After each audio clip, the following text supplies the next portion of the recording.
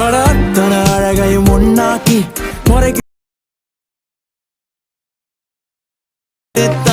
கையை நீட்டி நான் அலைஞ்சேன் ஒரு பாண்டி. ஜிஎன் ஆப்பை ஓப்பன் பண்ணிக்கோங்க. ஓப்பன் பண்ணிவிட்டு கீழே இருக்க ப்ளஸ் ஐக்கானை கிளிக் பண்ணி நியூ ப்ராஜெக்ட்னு கொடுத்துக்கோங்க. கொடுத்ததுக்கப்புறம் பேக்ரவுண்டில் என்ன ஃபோட்டோ வேணுமோ அந்த ஃபோட்டோ ஆட் பண்ணி நெக்ஸ்ட்டுன்னு கிளிக் பண்ணிக்கோங்க. கிளிக் பண்ணதுக்கப்புறம் இன்புட் டைட்டில்னு இருக்கதை டெலீட் பண்ணிக்கோங்க. டெலீட் பண்ணிவிட்டு மேலே இருக்க ஒரிஜினலில் 9:16 ரேஷியோன்னு கொடுத்துக்கோங்க. கொடுத்ததுக்கப்புறம் ஃபோட்டோவை செலக்ட் பண்ணிவிட்டு எவ்வளோ டியூரேஷனுக்கு நீங்கள் எடிட் பண்ண போகிறீங்களோ அவ்வளோ டியூரேஷனுக்கு ட்ராக் பண்ணி விட்டுக்கோங்க. ட்ராக் பண்ணி விட்டதுக்கப்புறம் ஃபோட்டோ செலக்ட் பண்ணிவிட்டு ஃபில்டர் ஆப்ஷனில் போய்க்கோங்க. ஆப்ஷனில் போயிட்டு அட்ஜஸ்ட்மெண்ட்டில் போங்க. ஸோ அட்ஜஸ்ட்மெண்ட்டில் போயிட்டு சேச்சுரேஷனை -100ன்னு கொடுத்துக்கோங்க. ஸோ அதுக்கப்புறம் பிரைட்னஸை -25 அந்த ரேஞ்ச் கொடுத்துக்கோங்க. ஸோ இந்த அட்ஜஸ்ட்மெண்ட் வந்து ஒவ்வொரு ஃபோட்டோவுக்குமே கொஞ்சம் டிஃபர் ஆகும். ஸோ நீங்கள் இதில் வந்து லைட்டாக அட்ஜஸ்ட் பண்ணும்போது உங்கள் ஃபோட்டோவுக்கு ஏற்ற மாதிரி லைட்டாக அட்ஜஸ்ட் பண்ணிக்கோங்க. ஸோ எக்ஸ்ப்ளோரையும் கொஞ்சம் கம்மி பண்ணி விட்டுக்கினேன். ஸோ கொடுத்துட்டு டிக்குன்னு கொடுத்துக்கோங்க. கொடுத்ததுக்கப்புறம் மியூசிக்கில் போயிட்டு மை மியூசிக் போங்க. ஸோ என்ன சாங் வச்சு எடிட் பண்ண போகிறீங்களோ அந்த சாங் வந்து ஃபஸ்ட் ஆட் பண்ணிக்கலாம். ஆட் பண்ணி டிக்குன்னு கொடுத்துட்டு திருப்பி சாங்கை கிளிக் பண்ணிவிட்டு பீட்ஸில் போய்க்கோங்க. ஸோ ப்ளே பண்ணி பார்த்து லிரிக்ஸ் மார்க் பண்ணிக்கலாம். ஸோ 2 வேர்ட் 1 வேர்ட் வர்ற மாதிரி லிரிக்ஸ் மார்க் பண்ணிக்கோங்க.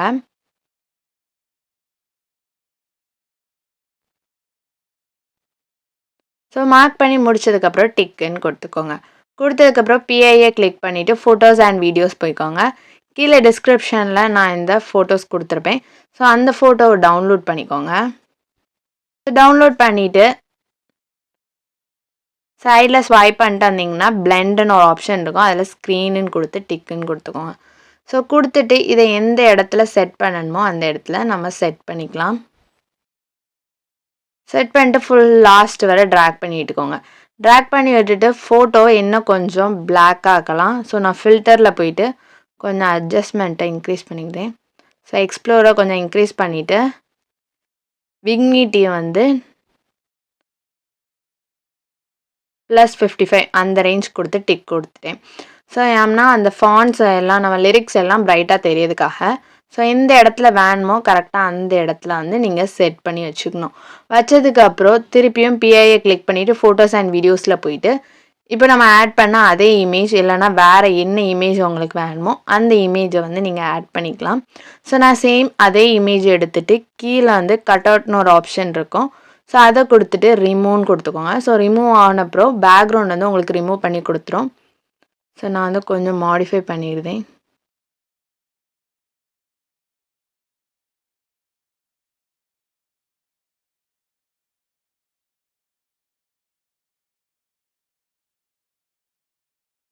கொடுத்துட்டு டன்னுன்னு கொடுத்துட்டேன். ஸோ அதுக்கப்புறம் இதை இந்த பிளேஸில் வந்து செட் பண்ணிக்கோங்க. ஸோ சென்டரில் வேணால் சென்டரில் வச்சுக்கலாம், சைடில் வேணாலும் சைடில் வச்சுக்கலாம். இல்லைனா அது மூவிங்கில் வேணுனாலும் ஸ்டார்டிங்கில் ஒரு கீ ஃப்ரேம் ஆட் பண்ணிவிட்டு ஸோ இதை லாஸ்ட் வரை ட்ராக் பண்ணி விட்டுக்கலாம். ஸோ ஒரு கீ ஃப்ரேம் ஆட் பண்ணிக்கோங்க. இந்த கீ ஃப்ரேம் ஆட் பண்ணிவிட்டு திருப்பி நெக்ஸ்ட்டு கொஞ்சம் தூரம் தள்ளி வந்து ஒரு கீ ஃப்ரேம் ஆட் பண்ணி இந்த சைடு மூவ் பண்ணிக்கோங்க. ஸோ அடுத்த கொஞ்சம் தூரம் தள்ளி வந்து இந்த மாதிரி. ஸோ இது மூவிங் வேணும்னா செட் பண்ணிக்கலாம். இல்லைனா நார்மலாக உங்களுக்கு எந்த பிளேஸில் வைக்கணுமோ. ஸோ இப்போ ப்ளே பண்ணும்போது உங்களுக்கு வந்து இது மூவ் ஆகும். அப்படி இல்லை ஒரே பிளேஸில் இருக்குன்னாலும் நீங்கள் செட் பண்ணிக்கலாம். செட் பண்ணிவிட்டு அடுத்தது பிஐஏ கிளிக் பண்ணிவிட்டு ஃபோட்டோஸ் அண்ட் வீடியோஸ் போய்க்கோங்க. ஸோ பட்டர்ஃப்ளை வீடியோ தான். ஸோ அந்த வீடியோ நான் கீழே டிஸ்கிரிப்ஷனில் கொடுத்துருப்பேன். அண்ட் அதை வந்து ஆட் பண்ணிக்கோங்க. ஸோ இதை ஆட் பண்ணிவிட்டு கீழே வந்து குரோமோக்கீன்னு ஒரு ஆப்ஷன் இருக்கும். அதை கிளிக் பண்ணிவிட்டு அந்த க்ரீன் கலரை ரிமூவ் பண்ணி விட்டுட்டு ஸ்பில்னு இருக்கும் அது ஜஸ்ட் அப்படியே 0 ஆக்கி விட்ருங்க. 0 ஆக்கிட்டு இன்டென்சிட்டியை கொஞ்சம் இன்க்ரீஸ் பண்ணிக்கலாம். இன்க்ரீஸ் பண்ணிவிட்டு டிக்குன்னு கொடுத்துட்டு ஸோ இந்த பட்டர்ஃப்ளையை நம்ம கரெக்டாக இந்த பிளேஸில் செட் பண்ணிக்கோங்க.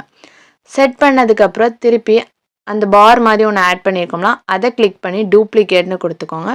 கொடுத்துட்டு அதை அப்படி ட்ராக் பண்ணி அந்த பட்டர்ஃப்ளைக்கு கீழே கொண்டு வந்துடுங்க. ஸோ இப்போ வந்து நல்லா பிரைட்டாக இருக்குது.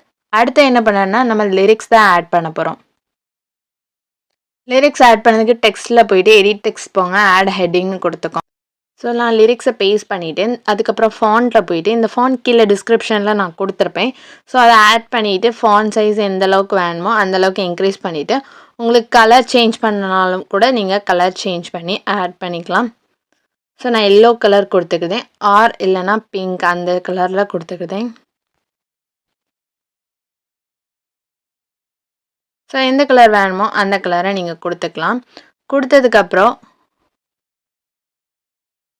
கொடுத்த பிறகு டிக்குன்னு கொடுத்துக்கலாம். ஸோ எல்லாம் ஒயிட் கூட நீங்கள் கொடுத்துட்டு டிக்குன்னு கொடுத்துக்கோங்க. கொடுத்ததுக்கப்புறம் ஃபஸ்ட் லிரிக்ஸ் எது வரை இருக்குன்னு பார்த்துக்கோங்க. ஸோ இது வரை இருக்குது. அதுக்கப்புறம் நம்ம ஸ்ப்ளிட் பண்ணிவிட்டு செய்யணுன்னா அப்படி டெலீட் பண்ணிக்கோங்க.